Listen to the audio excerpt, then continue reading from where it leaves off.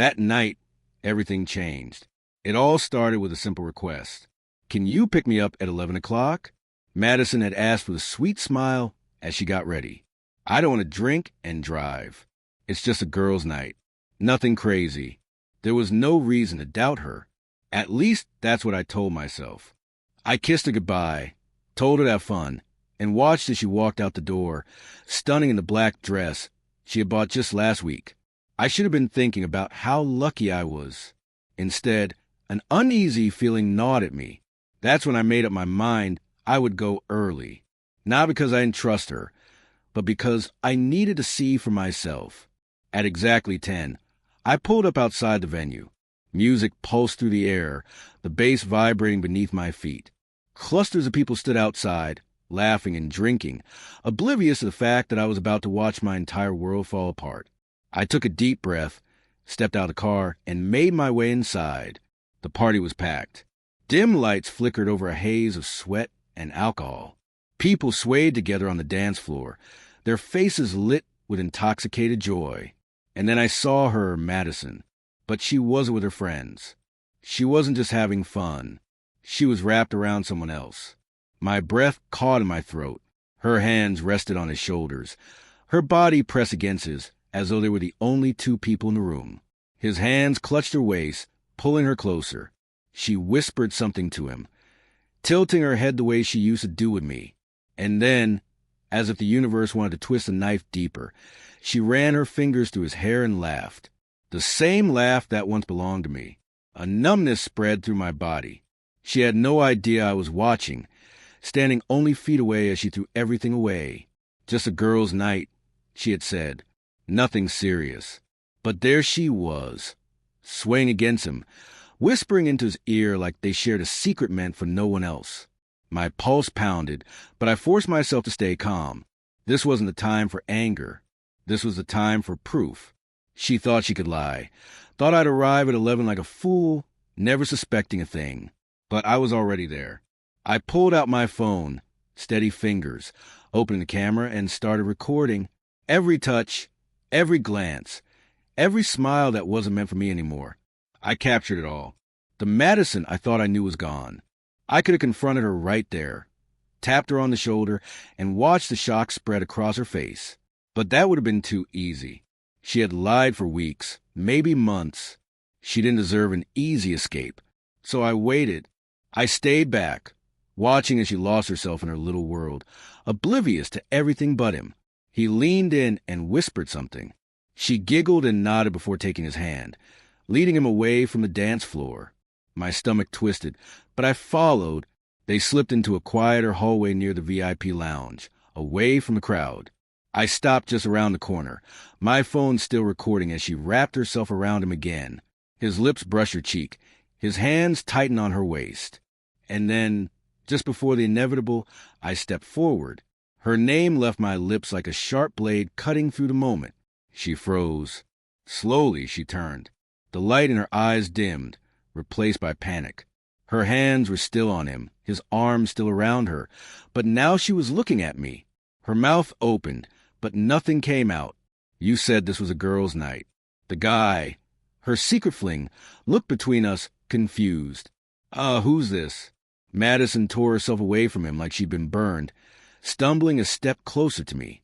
Alex, I can explain. I let out a quiet laugh, holding up my phone. No need. I already have everything I need. Her face drained of color. She lunged for my phone, desperate. Wait, just let me talk to you. I pulled it back out of reach. Talk. Now you want to talk. My voice was cold, steady, because 10 minutes ago, you looked pretty comfortable talking to him. The guy's expression shifted as realization dawned on him. He raised his hands, stepping back. Yo, man, I didn't know she was with anyone. My jaw tightened. I'm sure she didn't tell you a lot of things. He turned to Madison. Wait, you're in a relationship? She looked at him, eyes pleading. It's complicated. A humorless laugh escaped me. No, Madison. It's actually really simple. Her eyes darted between us, searching for a way out. She had never expected this, never thought she'd be caught. She must have believed she could keep playing her little game forever. But the game was over. I took a step closer, my voice quieter now, controlled. Did you really think I wouldn't find out? She swallowed hard. It's not what it looks like. I raised an eyebrow. Really? Because from where I was standing, recording by the way, it looked exactly like you were cheating on me. Tears welled up in her eyes. I wasn't falling for it. Not this time. It was just a stupid mistake, she whispered. I had too much to drink. Spare me. I cut her off. I saw the way you looked at him. You weren't drunk, Madison. You were choosing this. Her breath hitched. I love you, Alex. Please. But I had already turned away. As I exhaled sharply, shaking my head, I scoffed at the idea. Home. I let out a cold chuckle. Madison, you don't have a home with me anymore. Her breath hitched, but I wasn't finished. I turned to the guy beside her, my voice steady. You want her? I gestured toward Madison, who was now trembling, her regret and panic plain as day. He looked uncomfortable, shifting on his feet. Yeah, I think I'm good, man. I smirked. Figures. Turning back to Madison, I saw her completely unraveling. I was supposed to pick you up at 11 o'clock, just like you asked. I said, my voice slow and deliberate. But instead, I got here an hour early. And look what I found. Tears streamed down her face as she wiped them away, her voice breaking. It didn't mean anything. I nodded, my expression unreadable. You're right, because after night, you mean nothing to me. She let out a soft sob, reaching for me, but I was already walking away. Not another second of my time would be wasted on her. She thought she had control, thought she could keep sneaking around, lying, playing me for a fool. But tonight, I was the one walking away first, and I wasn't looking back. As I left the club, I could feel her world crumbling behind me. But I wasn't just leaving. I was making sure every bridge she thought she could cross back over was burned beyond recognition. By the time I reached my car, my phone was already buzzing. Madison. I ignored it. Another call, then a message. Madison, Alex. Please talk to me. Madison, I messed up, but we can fix this. Madison, where are you? I smirked. She still didn't get it. Still thought she had a chance to explain, to twist the truth into something she could manage. Not this time. I opened our group chat, the one filled with our mutual friends, people she had deceived just as much as she had deceived me, and dropped the video. Me, just so everyone knows what Madison was up to tonight. The response was immediate. Chris, no freaking way. Megan, Madison, please tell me this isn't real. Josh, damn, that's brutal. I'm so sorry, man. But the best reaction. Madison, are you serious? Why would you do this? I laughed, shaking my head. Oh, now she was mad. Now that the truth was out, I took a deep breath, fingers hovering over the keyboard, then typed the last message she'd ever get from me. Me, because you deserved it. And then, with zero hesitation, I blocked her number. The fallout was instant. By the next day, her reputation was destroyed. People who had once adored her now saw the truth. A liar, a cheater, a fraud. And the best part, even the guy she had been all over that night wanted nothing to do with her. Apparently, once I left, he realized exactly what kind of disaster he had stumbled into.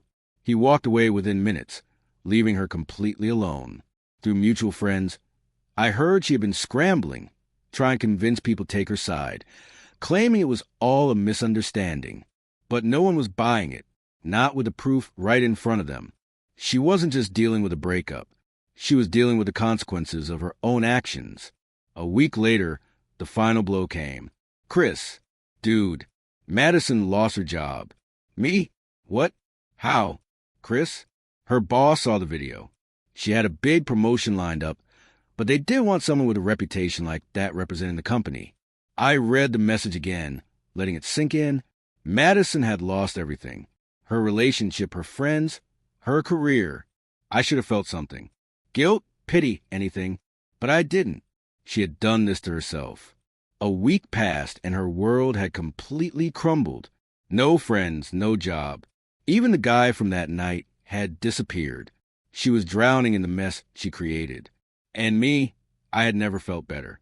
For so long, she had been hiding, controlling the narrative, playing her games. But she never considered what would happen when the truth came out. Now everyone knew. No more secrets, no more lies. Even after losing everything, she still had the nerve to try one last time. It was a Friday night when she showed up at my door.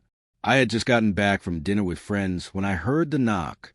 I thought about ignoring it, letting her stand outside and feel the weight of what she had done. But a part of me wanted to see her face one last time. I opened the door. She stood there, eyes swollen, hair messy. Nothing like the confident woman she had been just a week ago. She looked broken, leaning against the door frame. I crossed my arms. "What do you want?" Her lip trembled. I needed to see you." I sighed, already exhausted by this conversation. "Why? You made it pretty clear that I wasn't important to you that night." She shook her head desperately, stepping forward. "That's not true. I never wanted to hurt you, Alex." I scoffed. "You didn't hurt me, Madison. You just showed me who you really are." Her breath hitched. For a second, I thought she might cry, but I didn't care. Not anymore. She wiped at her face. "I made a mistake." I exhaled sharply. "No, Madison. A mistake is something you regret the second it happens. A mistake is an accident. You didn't accidentally dance with him. You didn't accidentally put your hands on him. You chose to do it. The only thing you regret is getting caught." She took a shaky breath, looking at the ground. I miss you." I stared at her for a long moment. A week ago, those words would have meant something. A week ago, I might have believed her. Now I felt nothing. I stepped back. "Yeah, well, I don't miss you." Her eyes snapped up to mine, shock flashing across her face. "Alex." I cut her off. "Go home, Madison." She swallowed hard, hesitating like she wanted to argue, like she wanted to fight for something that had already turned to ash. But there was nothing left. Finally, she nodded, stepping away. "Goodbye, Alex." I watched her walk away, shoulders slumped, her world in ruins. And for the first time in a long time, I felt free. She thought she had control, that she could lie, sneak around, and still come back to me at the end of the night. She was wrong. She lost everything. And me? I was finally moving.